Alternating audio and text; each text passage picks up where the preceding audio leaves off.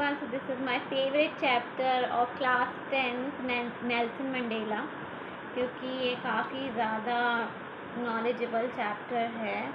सो इसको हम लोग पढ़ेंगे इस तरीके से कि Nelson Mandela walk a long walk to freedom, एक तरीके से उनकी ऑटोबायोग्राफी जो उन्हें खुद लिखी है, and it's about racial discrimination for 300 years in Africa. What is racial discrimination?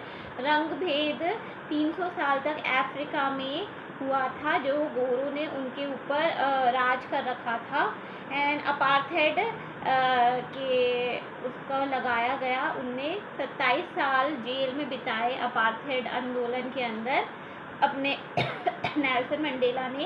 And जब वो बाहर निकले 27 साल जेल में रहने के बाद, तब उनको 52 सीट्स के थ्रू उनको जीत गए और वहाँ के नेता बन गए। फर्स्ट फादर ऑफ नेशन बन गए, first black president of Africa बन गए थे। एंड 52 सीट से वो जीत गए थे, 5 to 52 सीट से। एंड उनकी जो वो था, जो उनने अपना भाषण दिया था, उसमें उन्होंने बोला कि सोसाइटी को लेके कि everyone living together without discrimination, अब सब लोग विदाउट डिस्क्रिमिनेशन साथ में रहेंगे। ये जो हुआ था, ये उन्होंने जो भाषण दिया था 10 मई 1994, 10 मई 1994, आज से 30 साल पहले उनने ये ओथ लिया था as a black president African soul gathering में।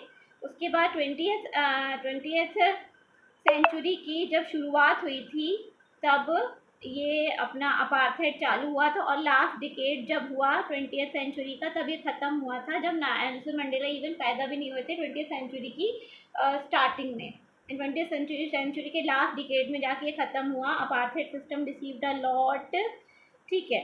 तो दिस अपार्थेड सिस्टम के थ्रू उनने बहुत आंदोलन किया, एंड फिर उनको ये इससे उनने अपना देश आज़ाद कर लिया। एक तरीके से he is the Gandhi ji of Africa, and वो भी रंग भेद वाला ही सिस्टम था, एक तरीके से काफ़ी सेम है स्टोरी।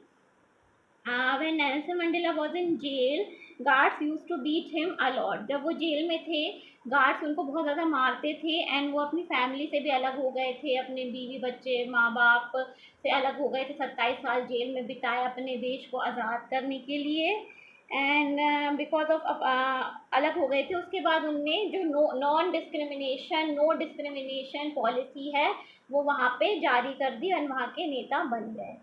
Thank you.